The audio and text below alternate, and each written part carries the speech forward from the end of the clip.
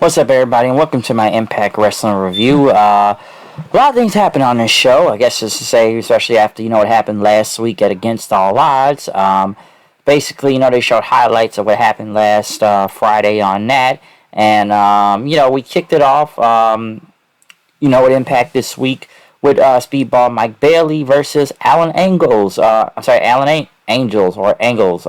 Yeah, Alan Angels, I'm saying his name right. Alan Angels was one of the Dark Order members, and AEW, his contract had just came up, and, he basically was not renewed, so he ended up leaving. I believe he lives in the Atlanta area, so he did have a one-on-one match with Speedball Mike Bailey. A very good match, too. Very enjoyable also. I really did enjoy this match. One thing about Alan Angels, I hope I'm saying his name right, Alan Angels, he was good. He didn't feel like, like he was before. Because the thing is that the guy was just stuck in the Dark Order, and I don't feel like that really did any favors. And he just became another guy in the Dark Order that ain't really doing nothing, as we can see currently on AEW television right now.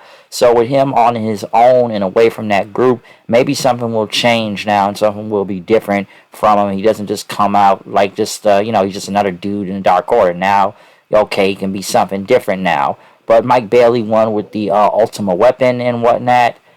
They shook hands, but Joe Doring and Deonna were out there then basically telling Josh Alexander, when that's done with you, come out here now. Eric Young ended up coming out there then, basically saying, what happened, huh? Why are we in this position right now? Okay, and Deonna says, listen, man, we were trying to bring the belt back into the family. We were trying to, do what your plan was. And, since you couldn't do it, Doring could be able to do it. But EY went on to say, listen, Joe Doring was undefeated when I was here. Okay, he was one of the most feared men in wrestling. But now, the minute I'm not around, he loses. Okay, and the sickness is taking, a hold over both of you all right now.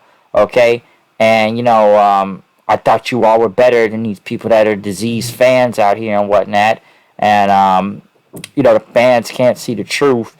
And, they're worthless and stuff. And that's what you're doing. You're proving yourselves right now. But Deonna says, yes, you're 100%. You are the designer, okay? Just give us one more chance. We can make things right and whatnot. Eric Young says, you should have no doubt moving forward. You got one chance, okay? Because listen, the world doesn't belong to them. It belongs to me. So, obviously, they're breaking this up. It looks like, because I thought EY was just about to get rid of them right now. But I guess he's somewhat, quote-unquote, giving them another chance or something until he probably turns on both of them. So the fact they said that the world belongs to me, I think, this group of Violent by Design may not end up longer going and whatnot. Next, they had On No More cutting a promo, saying they've been screwed over by Impact again. Listen, I'll say this right here, like I said in my Against All Odds review. There was no reason for them to lose last Friday at, Against All Odds. I didn't think it made any sense. I think Chris Harris did not look good out there in that match in general. Like, I thought it made it worse. I didn't think there was no reason for Honor No More. They just lost at Slammiversary. I understood that. But you think they would actually get a win right here. But no, they took another L. But now they're starting to blame PCO for everything that's going on right now. So now they says, all right, if you don't beat Black Taurus, failure was not an option, as they said. So I don't know, man. I think it's maybe time just to get rid of this group because it's just not working, okay? It's really not working out here, and it's not looking good.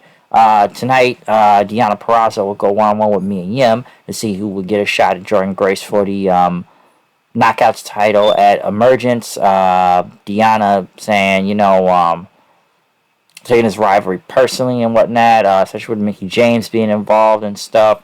And now we're going to take over this division. But Gail Kim showed up and says, listen, y'all team. Okay, you got each other's back. But tonight and everything, it's going to be Chelsea Green versus Mickie James next week. But, Deonna could not be out there ringside. And even tonight, Chelsea could not even be outside for ringside with her in her match later on tonight. So Gail Kim basically just, making the rules right there. Laredo Kid going against Trey Miguel. Trey Miguel's leg was still hurt after his match with Speedball and whatnot, basically selling the knee injury and everything. We hired him to do his kicks out there. He ended up winning, which basically like a damn crossroads out there for the win to beat Laredo Kid. So basically having to use a different finisher due to his knee being injured. So told a real good story out there and whatnot. Good X Division match and everything. So that was enjoyable. I did like that.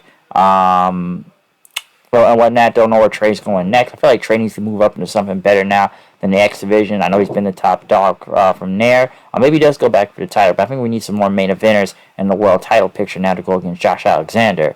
I know they talk about Ric Flair's, I guess his last match coming up, his show. I know there's some Impact talent on there, so they did show some footage of when he first got here to TNA many years ago. I remember that. That was crazy. Next, Doring and, Dino were walking the back. They were looking for Josh Alexander. They ran the Motor City Machine Guns, ended up brawling with them, and Josh basically said, I'm right over here, I'm right over here. We also had a video package for Killer Kelly. I think she was here one time in Impact. I know she's from NXT UK. Basically, like it was at a hotel with a dead rat there, a possum, and everything. When you lost everything, you're free to do anything. And, talk about that it's coming soon and whatnot. And she was in the shower. So, Killer Kelly I've seen a couple times here and there. So, we'll see what happens with that. America's Most Wanted showed up. Talking about, they got the team again and everything and stuff. But they asked James Storm, when you be back in Impact Ring? He says, I got some unfinished business to do and whatnot. So, I got some things I still want to take care of in this company.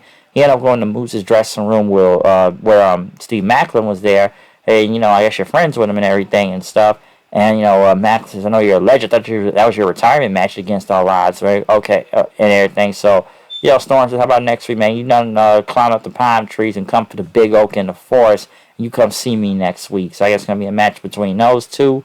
PCO won against Black Taurus. PCO won, basically proving he's still in the group. But right after Honor No More celebrated, Heath Slater hit his finisher on Kenny King onto the ground. So now Heath Slater's making Honor No More look bad and couldn't even get him after he took out Kenny King. So yeah, Honor No More continues to look really bad out here. Like they barely get any wins. But then even after that, the Bullet Club was there of Gallows Anderson, Ace Austin, new member, and Chris Bay.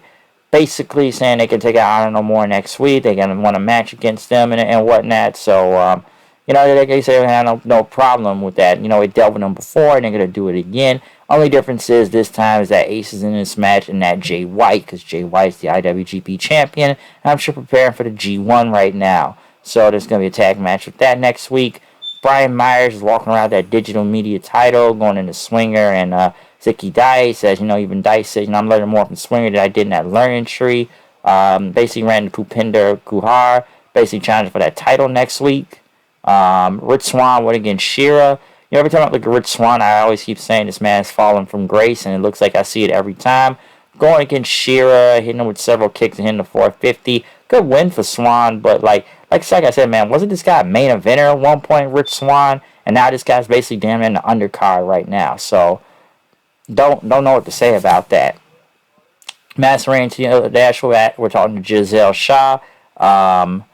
Basically talking about the letter Masha Slamovich sent, and basically says that Masha's basically going to kill Tenille and everything, okay? So that's basically what it was. Taya and Rosemary, I guess they're going to go to the Undead Realm. I don't want to see that. I really don't want to see the Undead Realm back, but I guess they're going to get Havoc. And I know that's about to look really bad and look really cheaply made. I didn't like when they did the Undead Realm before. I don't want to see the Undead Realm back again. It was really bad, okay? Right after, in the main event, we did get Deonna Purazzo and me and Yun to see become number one contender. Great match. I enjoyed this match a lot. I thought it was a damn great main event out here with both Deonna and me and Yim. I enjoyed this match. I almost thought Deonna was about to get the win, but me and Yim end up, dodging the package pile driver and end up getting the eat defeat on the Purazzo. Damn great match. I recommend going back to watch this, by the way. I really enjoyed it. But right after Mia Yim won, Jordan Grace came out there and basically congratulated her that, they're going to be facing for the title. Jordan Grace is still a dopey idiot for saying that shit about Chris Benoit the day before. Say what you want about, about the tragedy and everything with the murders. Whether you think he did it or not, do not try to discredit this man's in-ring work, okay? And say that Benoit cannot remember matches or cannot hang with the best of them today. But I think he would be able to hang with the best of them today. if he was still here, especially in his prime. That's why I said Kurt Angle couldn't be able to hang with her. Even like I say, even Gail Kim had to kind of shut her out down a little and correct her and whatnot. But to say that Chris Benoit could not be able to hang with a lot of these guys today, or even I say Chris Benoit can out wrestle a lot of people today right now. Okay, I didn't say everybody, but I know he can wrestle a good majority of them too. Okay, I know it's different styles to wrestling, but from a technical standpoint, no, I'm not gonna like some people I know that could go toe to toe with Benoit out there and put on a damn great match, but don't say he wouldn't remember the match or he just couldn't hang. That's just an asinine, dopey fucking comment. I think she was. Like I said, I don't know. She just a lot of stuff she says probably for attention seeking, anyways. On Twitter, I know it's been known before within other subjects too, and with her and stuff. So best not pay attention or after that, okay? But other than that, like I said, I'll be facing for the title of Emergence. So yeah, comment, subscribe, follow me on Twitter at Hoodie890. I'm out of here. I'll see you guys then. Peace out.